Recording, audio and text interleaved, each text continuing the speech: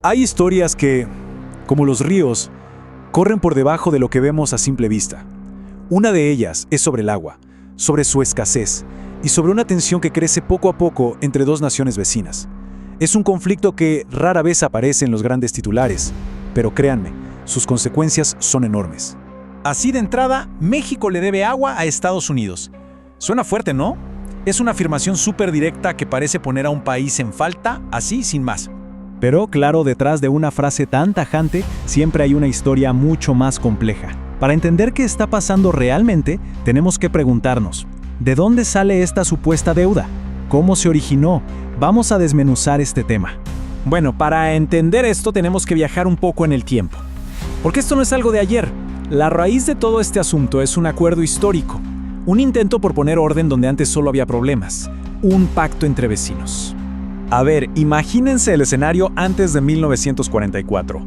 Era un problema constante, una pelea de nunca acabar por los ríos que cruzan la frontera, el Bravo, el Colorado, el Tijona. Para ponerle fin a eso, el 3 de febrero de ese año, los dos países se sientan y firman el Tratado de Aguas. La meta era sencilla pero importantísima: poner reglas claras para que el agua llegara de forma justa a las ciudades y al campo de ambos lados. Y aquí viene lo más importante de todo. El corazón del asunto. Esto no es que un país le venda agua al otro, para nada. Es más bien como un gran intercambio. Fíjense bien en esto, porque aquí está la clave. Es un tú me das, yo te doy. Estados Unidos se compromete a mandar agua del río Colorado para México. Y México, por su parte, tiene que entregar agua de los ríos que alimentan al río Bravo. Es un acuerdo mutuo.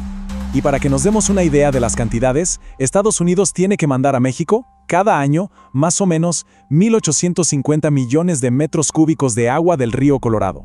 Es una cantidad de agua vital para todo el noroeste de México. Del otro lado, el compromiso de México es entregar un total de 2.158 millones de metros cúbicos. Pero ojo, y aquí viene un detalle que lo cambia absolutamente todo. Resulta que la entrega de México no se mide cada año. No es como que cada 31 de diciembre tienen que hacer cuentas. No, se mide en ciclos de 5 años. ¿Y por qué es tan importante esto? Porque le da a México un montón de flexibilidad. Puede que en años con mucha lluvia entregue más y en años secos, menos. Lo importante es que al final del ciclo de 5 años, la cuenta total cuadre. Y claro, es justo aquí donde la cosa se complica. Porque en esta ecuación hay un factor que ningún tratado, por bien hecho que esté, puede controlar: la madre naturaleza. Entonces, ¿por qué México está atrasado en sus entregas?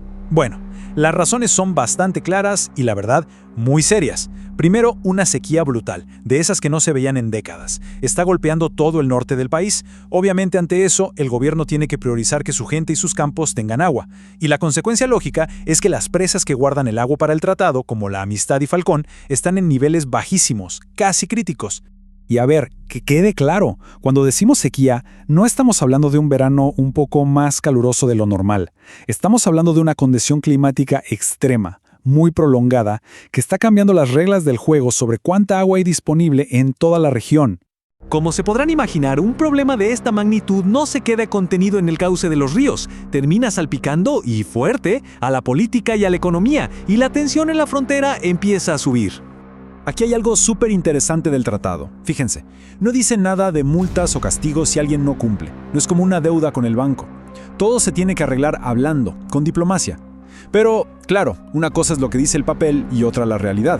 En la práctica, Estados Unidos sí mete bastante presión política para que México se ponga al día. Y esa presión no es cualquier cosa, Puede terminar afectando otras áreas que no tienen nada que ver con el agua, como las importantísimas relaciones comerciales, que son el motor de ambas economías. De repente, el agua se convierte en una ficha de negociación muy, muy poderosa.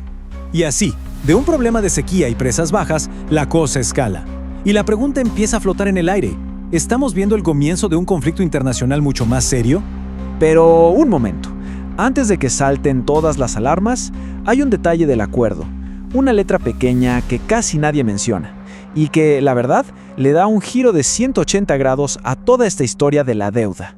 Resulta que el mismísimo tratado de 1944 tiene algo llamado cláusula de sequía extraordinaria. ¿Y qué dice? Pues algo muy lógico, que si hay una sequía fuera de lo común, el país afectado puede retrasar las entregas. Ojo, la deuda no se borra, pero se puede pagar en el siguiente ciclo de 5 años. Le da un respiro. Entonces, ¿cuál es la conclusión de todo esto? Que no estamos hablando de un país robando agua o ignorando un contrato. Estamos hablando de un sistema que fue diseñado desde el principio para ser flexible. Un sistema que entiende que el clima a veces no coopera y que tiene mecanismos para manejar estas crisis.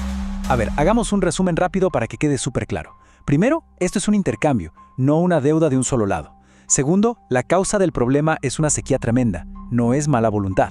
Tercero, esto se arregla negociando, no poniendo multas. Y cuarto, y quizá lo más importante, el tratado mismo tiene una salida de emergencia para esta situación. Todo esto nos deja con una pregunta grande, una que mira directamente al futuro. Lo que pasa hoy es como una prueba de fuego para este acuerdo. Pero si vemos cómo viene la mano con el cambio climático, la pregunta es inevitable. ¿Va a aguantar un tratado de hace 80 años las crisis de agua que sin duda se van a poner peores?